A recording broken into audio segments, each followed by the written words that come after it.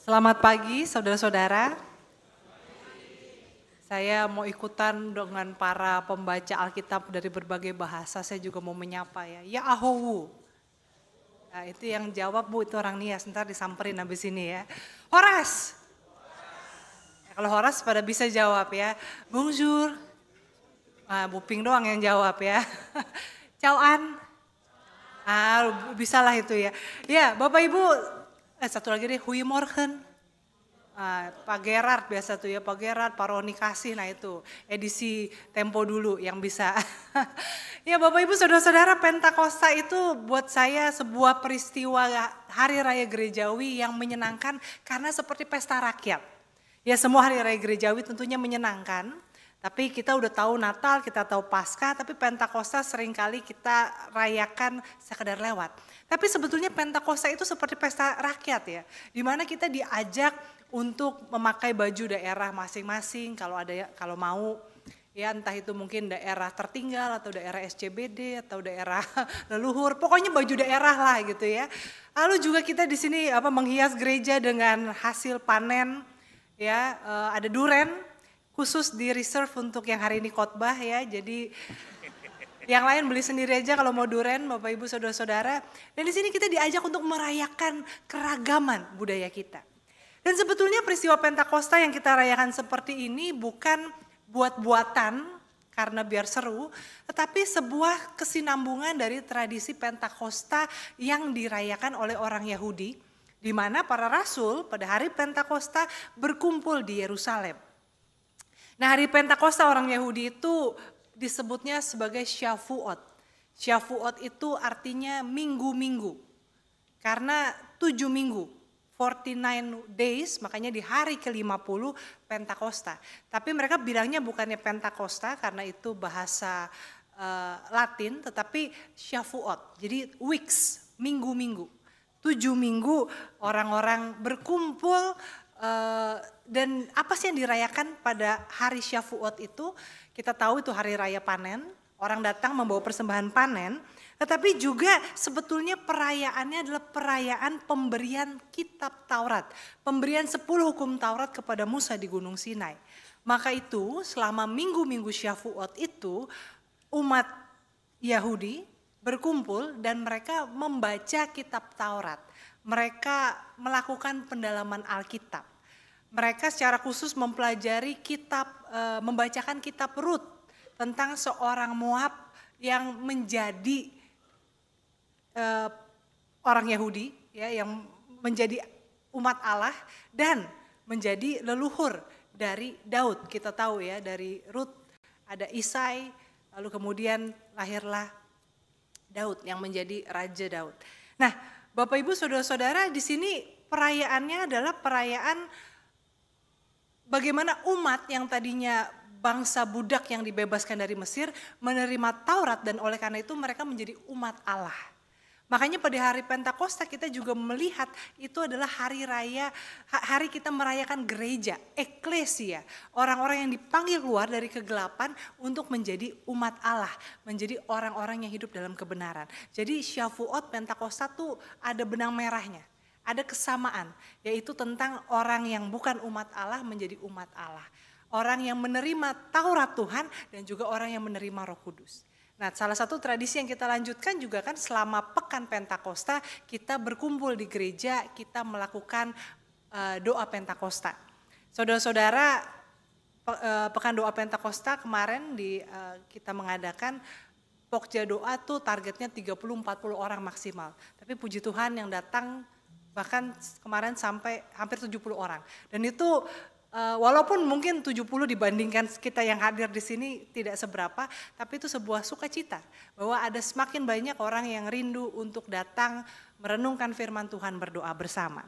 Nah, itu saudara-saudara, Shavuot itu ini yang serupa dengan Pentakosta yang kita rayakan.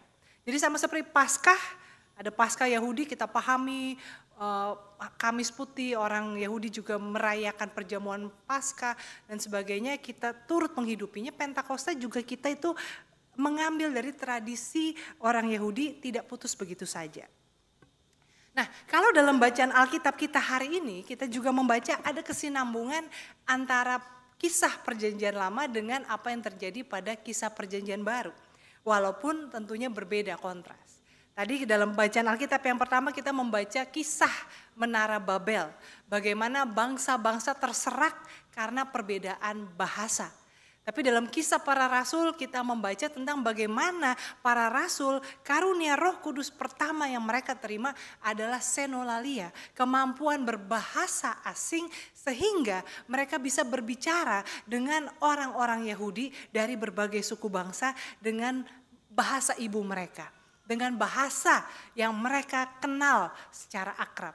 Ini sebuah kontras bagaimana pemulihan Tuhan, apa yang dulu terpecah belah, terserak-serak, dipulihkan dengan sebuah penjembatanan. Sebuah upaya untuk bisa bicara, berkomunikasi sampai dimengerti. Nah, Bapak Ibu Saudara-saudara, kalau kita membaca Kejadian pasal 11 ini, kalau kita membaca kitab Kejadian, ada 50 pasal, ya. Pasal 1 sampai 11 ini merupakan kisah asal-usul yang tidak bisa kita pahami secara harafiah. Ya, Kejadian 1 sampai 11 di dalamnya ada kisah apa aja? Ada kisah Adam dan Hawa, ular membujuk Hawa untuk makan buah yang terlarang, lalu kemudian Kain dan Habel, lalu juga banjir Nuh yang menghapus seluruh penduduk bumi, dan juga kisah Menara Babel. Tidak bisa dipahami secara harafiah, artinya apa, ini memang kisah asal usul. Ya, jadi Kejadian 12, pasal 12 dan seterusnya itu mulai dengan pemanggilan Abraham. Lalu bagaimana Abraham, Ishak, Yakub sampai Yusuf dijual, Yusuf ke Mesir dan Yakub dan keluarganya pindah ke Mesir. Itu asal usul umat Israel.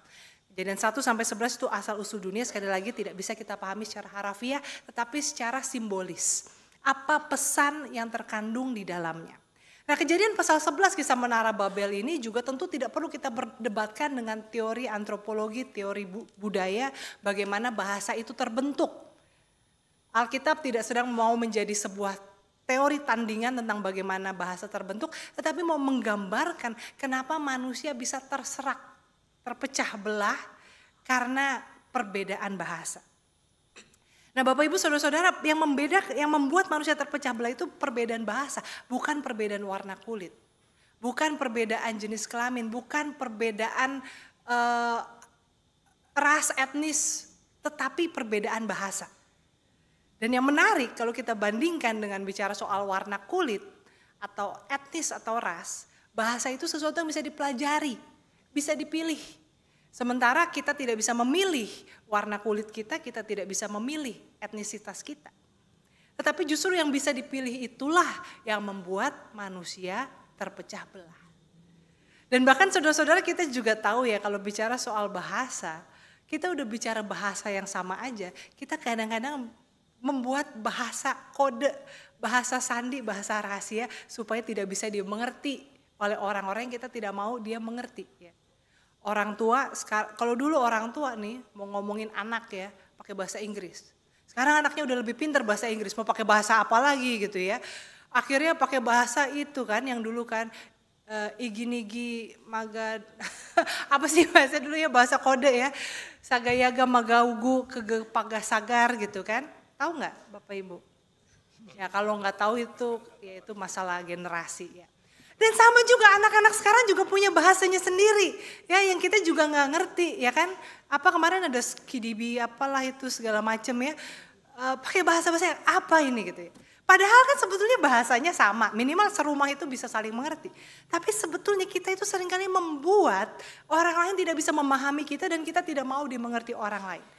Jadi yang membuat manusia terpecah itu bukannya karena dari sononya. Sekali lagi bukan etnisitas yang memecah belah manusia di Babel, tetapi bahasa. Dan kita tahu kisahnya itu karena manusia dikatakan mau membangun menara yang tinggi sampai ke langit. Saya yakin menara yang mereka mau bangun saat itu tidak mungkin setinggi Burj Khalifa. Nggak mungkin, tapi kok buktinya sekarang Burj Khalifa jadi baik-baik aja tuh, nggak disambar petir, ya kan? Artinya kan bukan soal Tuhan tidak mau manusia maju, tidak mau manusia punya teknologi, tetapi karena justru manusianya sendiri yang suka memecah belah. Nah, Bapak Ibu Saudara-saudara, bukankah sebetulnya bahasa itu sesuatu yang mudah untuk dipelajari? Saya punya teman, satu orang Cirebon, satu orang Polandia. Yang satu orang Cirebon nggak bisa bahasa Inggris tapi bisa bahasa Belanda. Yang satu orang Polandia nggak bisa bahasa Inggris tapi bisa bahasa Spanyol. Itu pun juga separuh-separuh ya. Karena mereka ini ketemu, jadi yang orang Cirebon ini kerja di Belanda pakai bahasa Belandanya buat bahasa survive. Yang satu orang Polandia kerja di Spanyol juga pekerjaan kasar, jadi bahasa Spanyolnya tuh ya cuma buat survive.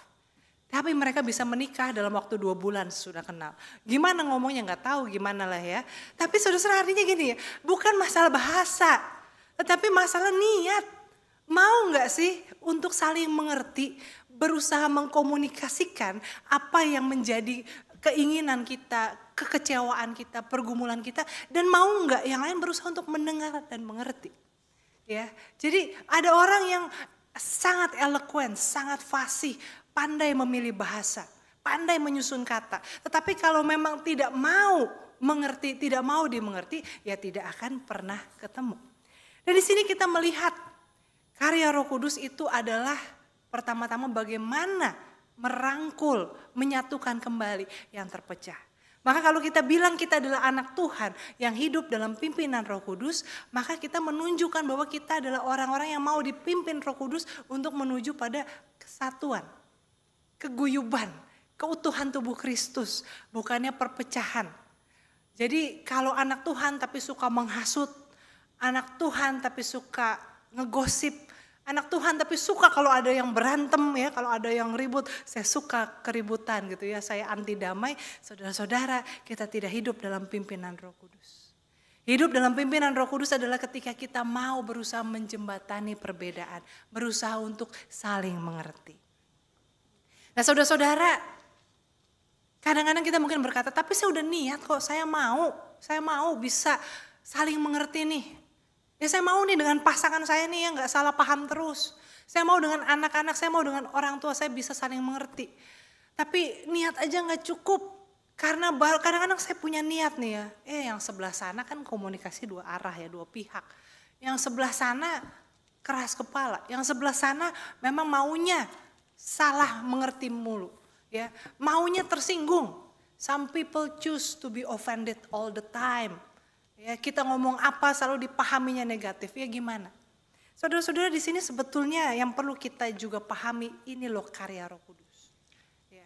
Ada sebuah kuasa yang lebih besar dari sekedar kemampuan kita sebagai manusia untuk belajar berkomunikasi, memilih kata, memilih waktu, melihat sikon. Tapi ada kuasa Roh Kudus yang bekerja.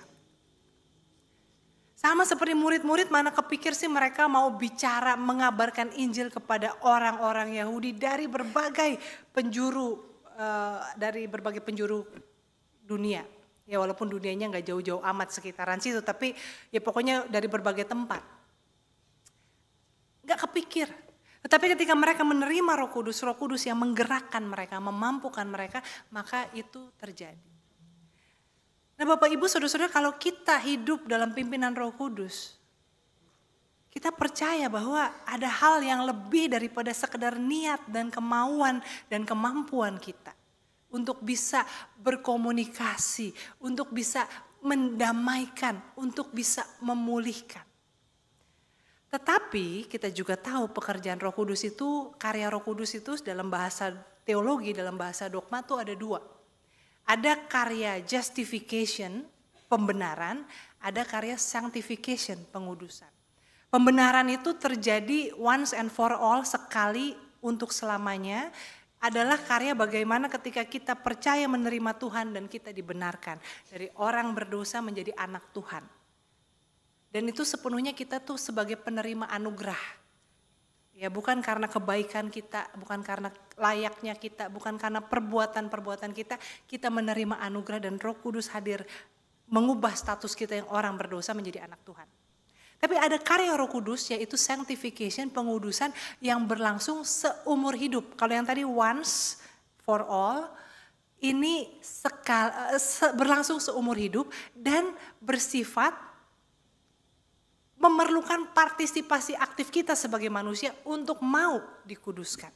Karena roh itu penurut, ya, tapi seringkali kita mengalah pada kehendak-kehendak daging dan keegoan kita. Maka kalau kita bicara tentang karya Roh Kudus yang memulihkan, yang mempersatukan, yang menjembatani perbedaan, kita perlu membiarkan Roh Kudus bekerja. Jangan malah kita menghalanginya dengan ego kita.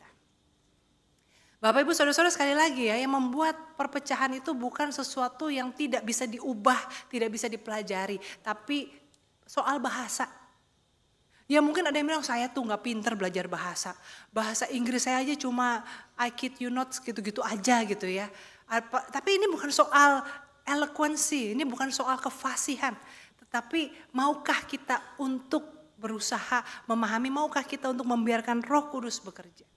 Kalau Roh Kudus sedang menggerakkan hati kita, jangan kemudian kita mengeraskan hati lagi. Gak mau Gitu ya. Kalau misalnya kita kepikir gitu ya, menghubungilah seseorang yang udah lama nih, saya gak kontak sama dia.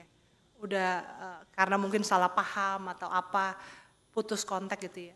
Mungkin ada ya dorongan untuk melakukan itu, tapi kita udahlah gak usah lah, gak perlu. Bisa jadi suatu saat kita menyesal.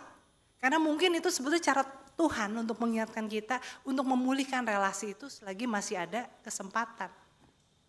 Tapi kan kadang-kadang, lagi-lagi ya, sanctification itu karya Roh Kudus yang memerlukan partisipasi aktif kita. Kemauan kita untuk mengikuti pimpinan Roh Tuhan. Nah oleh karena itu saudara-saudara, kalau kita bicara tentang bagaimana kita membiarkan, memberi ruang untuk Roh Kudus bekerja, berkarya, membawa perubahan dalam hidup kita. Karena Roh Kudus adalah, kehadiran Roh Kudus adalah untuk membawa damai sejahtera dalam hidup kita. Seperti yang Tuhan Yesus katakan kepada murid-muridnya. Maka kita punya kemauan untuk berkomunikasi. Belum lama ini ada hashtag laki-laki tidak bicara tapi gitu ya. Atau laki-laki tidak bercerita tapi ini mau menunjukkan soal mental health. Yang dialami oleh kaum laki-laki yang katanya kalau ada masalah tuh semua dipendam sendiri. Tahu-tahu sakit, tahu-tahu stroke, tahu-tahu mengakhiri hidupnya gitu ya. Karena semua dipendam sendiri. Tapi saudara-saudara ini kan tidak baik ya. Makanya kadang-kadang kita tuh perlu berkomunikasi, kita perlu bercerita. Ada masalah apa? Orang tuh jangan diminta untuk menebak pikiran kita, pergumulan kita. Ya ini saya tahu bukan cuma laki-laki. Dan asumsinya kalau perempuan tuh lebih bawel, lebih suka bercerita, ya enggak juga gitu ya. Ada juga perempuan bercerita hal-hal yang lain, tapi hal yang benar-benar harus diceritakan, harus disampaikan itu disimpan. Padahal itu yang menggerogoti mental kita, menggerogoti kewarasan kita, menggerogoti sukacita kita. Maka kita perlu mengkomunikasikan. Mengkomunikasikan itu tentunya sekali lagi ada tekniknya, ada tips-tipsnya. Ya, pastikan cara ngomongnya yang baik, waktunya, lihat sikonnya, jangan orang lagi capek diajak ngomong yang berat, atau orang lagi buru-buru mau pergi diajak ngomong yang berat, pokoknya harus lihat sikonnya. Oke, berkomunikasi. Tetapi itu baru langkah pertama untuk kita mau membuka diri, mau berbicara. Yang kedua saudara-saudara ada juga kemauan kita untuk menyimak. Kita seringkali maunya didengar. Tapi tidak mendengar. Makanya kadang-kadang kalau lagi menengahi orang yang ribut itu ya, itu saya suka kasih benda gitu ya, pegang. Pokoknya yang pegang ini yang boleh ngomong. Soalnya kalau enggak, ini lagi ngomong ini ditimpa gitu ya, timpa-timpaan terus gitu. Jadi pegang, yang pegang barang ini entah apalah bolpen atau apa gitu ya, yang pegang yang boleh ngomong. Karena kita sulit sekali menyimak. Kita maunya didengar, tapi ketika orang lain mendengarkan kita tidak menyimak. Dan berikutnya saudara yang penting adalah bukan hanya mendengar, menyimak, atau bahkan saya bisa ngulangin kok cerita dia. Ceritanya udah itu mulu, saya bisa ulangin sambil merem juga saya bisa ceritain lagi. Tapi bukan soal mengingat, mendengar sekedar untuk mengingat, tapi untuk memahami sosok yang sedang bicara itu. Melihat bahwa yang bicara itu adalah orang yang terluka. Yang bicara itu adalah orang yang sedih. Yang bicara itu adalah orang yang takut, orang yang kecil hatinya. Bukannya musuh, bukannya orang yang sombong, bukannya orang yang jahat, tetapi orang yang sebetulnya mau didengar, orang yang butuh dimengerti. Dan yang berikutnya saudara-saudara adalah bagaimana kita juga bisa menerima. Kadang-kadang apa yang kita dengar itu tidak menyenangkan. Apa yang kita lihat mungkin mengecewakan. Saya pikir kamu adalah sosok yang kuat. Saya pikir kamu adalah sosok yang tegar. Ternyata kamu rapuh. Ternyata kamu penuh dengan ketakutan. Dan ini kadang-kadang membuat kita jadi kok kayak gitu ya. Tapi saudara-saudara, kemampuan untuk kita menerima. Ada orang yang rapuh, ada orang yang terbuka di depan kita. Lalu kita malah menghakimi, kita malah meninggalkan. Justru kemampuan kita untuk melihat, mengasihi, menerima. Dan bukankah kita juga mau kalau kita berada di posisi itu, kita bukannya ditertawakan, dihakimi, apalagi ditinggalkan. Tapi justru dimengerti, diterima apa adanya. Saudara-saudara, yang membuat kita terpecah-pecah itu bukan sesuatu yang tidak bisa diubah. Memang ada hal-hal yang perbedaan yang memang langit dan bumi ya. Bukan soal perbedaan keyakinan tapi perbedaan perspektif. Ada yang langit dan bumi dan kayaknya memang lebih damai kalau tidak pernah, udahlah kita jalan masing-masing. Tetapi itu sedikit sekali. Lebih sering kita itu bertemu dengan orang-orang yang sebetulnya tuh 11-12, tetangga kita, orang yang serumah dengan kita. Tetapi kita tidak mau untuk menjembatani perbedaan itu. Nah di hari Pentakosta ini kita diingatkan ketika Roh Kudus pertama kali dicurahkan, Roh Kudus memampukan murid-murid untuk berbicara kepada bangsa yang terserak-serak dengan bahasa yang mereka mengerti. Roh Kudus tidak menyatukan bahasa, tidak membuat semua orang bisa bicara satu bahasa, tapi justru sebaliknya. Tuhan yang datang memampukan kita untuk merasuk ke masing-masing orang dalam kondisinya, dalam perbedaannya, memahami mereka. Sehingga kabar baik itu pun bisa diterima oleh mereka. Maka saudara-saudara di hari Pentakosta ini selain kita bersuka cita merayakan keragaman kita, kita juga diingatkan untuk menjembatani keragaman itu sehingga kita bisa bersatu, hidup dalam damai sejahtera, dalam kasih penerimaan yang utuh. Tuhan menolong kita. Amin.